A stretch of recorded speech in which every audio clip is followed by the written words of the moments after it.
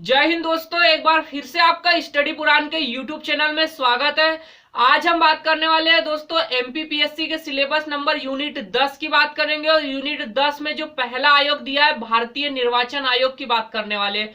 इसके पहले के दोस्तों वीडियो में हम जो है आयोग का परिचय देख चुके हैं कि जो है यूनिट नंबर 10 में कौन कौन से आयोग दिए गए हैं, संवैधानिक निकाय क्या होते हैं, संवैधानिक और सांविधिक निकाय क्या होते हैं, कार्यकारी निकाय क्या होते हैं, इन सब बातों पर हम चर्चा कर चुके हैं। तो आज हम देखने वाले हैं भारतीय निर्वाचन आयोग की बात करेंगे। एमपीपीएससी की अगर बात की जाए दोस्तों तो एमपीपीएससी 2022 का प्रीलिम्स का टारगेट है जिसमें यूनिट नंबर 10 दी गई है, जिसमें 8 से लेकर 12 प्रश्न आने की फुल संभावना है आयोग से लेकर। तो आज हम बात करने वाले जो हमारा पहला आयोग है भारतीय निर्वाचन आयोग की बात करेंगे। तो जो पहला आयोग हो जाएगा भारतीय निर्वाचन आयोग, भारतीय निर्वाचन आयोग, भारतीय निर्वाचन आयोग, नेशनल इलेक्शन कमीशन। तो आज हम बात करने वाले हैं भारतीय निर्वाचन आयोग। अब दोस्तों किसी भी आयोग को अगर पढ़ना है हमें, तो किसी भी आयोग को पढ़ने के लिए हमें 5 प्रकार से पढ़ना पड़ेगा। तो किसी भी आयोग को हमें पढ़ना है 5 प्रकार से, 5 आयामों के आधार पर पढ़ेंगे। 5 आयाम, तो ये 5 आयाम कौन कौन से है दोस्तों हम देखेंगे। और 5 आयाम के आधार पर चाहे किसी भी आयोग को पढ़े, बाल संरक्षण आयोग हो, चाहे महिला आयोग हो, चाहे मानव अधिकार आयोग हो, चाहे नीति आयोग हो, हम किसी भी आयोग को 5 प्रकार से पढ़ेंगे जिसमें आयोग की पूरी डिटेल कवर की जाएगी। तो ये 5 आधार पर पढ़ने के बाद में दोस्तों जो है आयोग से किसी भी प्रकार का कोई भी क्वेश्चन जो है नहीं छूटेगा। तो ये 5 प्रकार से पढ़ना है हमें। तो पहला प्रकार हम देखेंगे, पहला आयाम जो रहेगा किसी भी आयोग को, पहला जो आयाम रहेगा हम उसका देखेंगे सामान्य परिचय। तो यहाँ पर हम जो देखने वाले हैं सामान्य परिचय हो जाएगा, सामान्य परिचय। अब ये सामान्य परिचय में क्या क्या देखने वाले हैं दोस्तों, तो हम सामान्य परिचय में देखेंगे कि आयोग की स्थापना कब की गई थी, या आयोग का कोई ऐतिहासिक पृष्ठभूमि है तो वो देखेंगे यहाँ पर। तो ये हो जाएगा सामान्य परिचय। फर्स्ट पॉइंट है सामान्य परिचय, किसी भी आयोग का सामान्य परिचय से स्टार्ट करेंगे। अब सामान्य परिचय के बाद में जो अगला जो पॉइंट आ जाएगा, अगला पॉइंट हम देखने वाले हैं संवैधानिक प्रावधान की बात करेंगे। संवैधानिक प्रावधान। अब हम देखने वाले हैं यहाँ पर कि किसी भी आयोग का संविधान में क्या उल्लेख किया गया है। अगर किसी भी आयोग का संविधान में उल्लेख नहीं है तो किस अधिनियम के द्वारा ये बताया गया है, इन सब बातों की हम यहाँ बात करने वाले हैं। तो पहला पॉइंट हमारा सामान्य परिचय है और दूसरा पॉइंट है संवैधानिक प्रावधान। अब जब संवैधानिक प्रावधान हो जाएंगे तो हम देखने वाले हैं इसकी संरचना की बात करेंगे। संरचना हो जाएगा। संरचना के बाद में ये संरचना या गठन।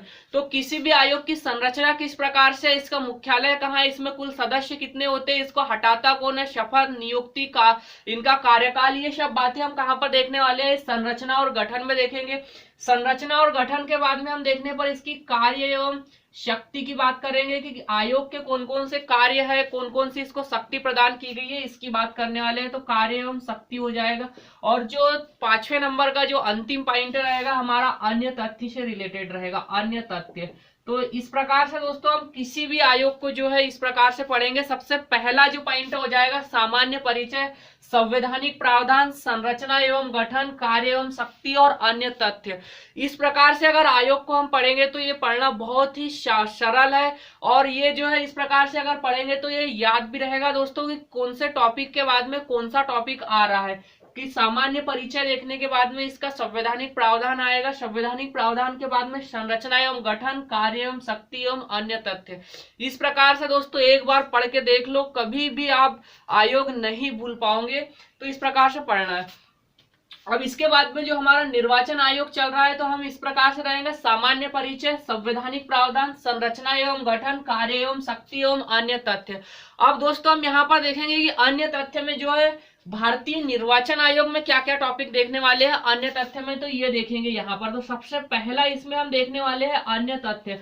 अन्य तथ्य में हमारा फर्स्ट टॉपिक हो जाएगा, यहाँ पर हम देखेंगे राजनीतिक पार्टियों की बात करेंगे दोस्तों कि भारत में राजनीतिक पार्टी या राजनीतिक दल, भारत में हम देखने वाले हैं कि राष्ट्रीय स्तर की कितनी पार्टी है और क्षेत्रीय स्तर पे जो महत्वपूर्ण पार्टी कौन कौन सी है इसकी बात करेंगे।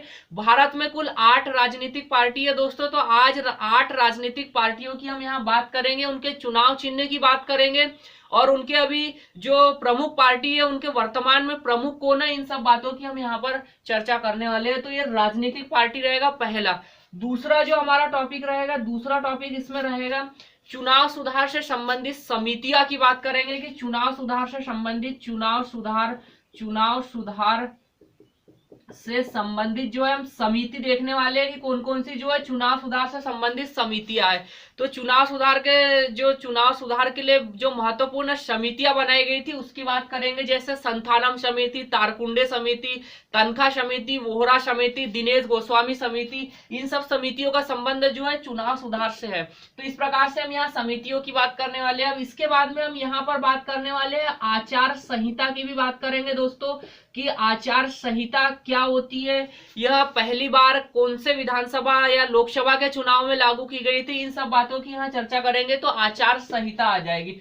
आचार संहिता के बाद हम बात करने वाले हैं ईवीएम की बात करेंगे, इलेक्ट्रॉनिक वोटिंग मशीन की बात करेंगे कि इलेक्ट्रॉनिक वोटिंग मशीन के भारत में जनक कौन है, यहाँ पर इसका जो निर्माण है कौन सी कंपनी के द्वारा किया जाता है, और पहली बार जो है कौन से चुनाव में ईवीएम का प्रयोग किया गया था। और ईवीएम के बाद में हम बात करने वाले हैं वीवीपीएटी की बात करेंगे कि वीवीपीएटी क्या होता है, इसकी हम बात करेंगे। अब इसके बाद में जो अगला हमारा टॉपिक आ जाएगा, यहाँ पर हम देखने वाले हैं ईवीएम और वीवीपीएटी के बाद में हम देखने वाले हैं, यहाँ पर आ जाएगा करंट अफेयर की बात करेंगे।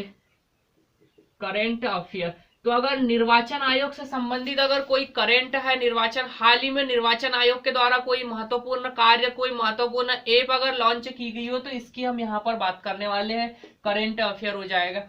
करंट अफेयर के बाद में जो अगला जो टॉपिक रहेगा, यहाँ महत्वपूर्ण फैक्ट की बात करेंगे। महत्वपूर्ण फैक्ट, अगर कोई जो है चुनाव आयोग से संबंधित कोई भी महत्वपूर्ण फैक्ट जो छूट जाता है, इतने जो हमारे जो है सामान्य परिचय, संवैधानिक प्रावधान, संरचना, गठन एवं शक्ति पढ़ने के बाद में भी अगर कोई फैक्ट जो छूट जाता है, वो कहाँ पर देखने वाले हैं, यह अन्य तथ्य जो महत्वपूर्ण फैक्ट है इसमें देखेंगे। तो इस प्रकार से जो है भारत का निर्वाचन आयोग का जो है पूरा संपूर्ण जो है कवर किया जाएगा। इस प्रकार से क्रम वाइज अध्ययन किया जाएगा। इसी प्रकार से हम और भी आयोग को देखेंगे, तो हमें ये क्रम याद रखना है। किसी भी आयोग को पढ़ने के लिए हम 5 प्रकार से पढ़ेंगे, ये अपने माइंड में फिट कर लो दोस्तों, 5 प्रकार से पढ़ना है। तो सबसे पहला सामान्य परिचय, संवैधानिक प्रावधान, संरचना एवं गठन, कार्य शक्ति एवं अन्य तथ्य हो जाएंगे। अब इसके बाद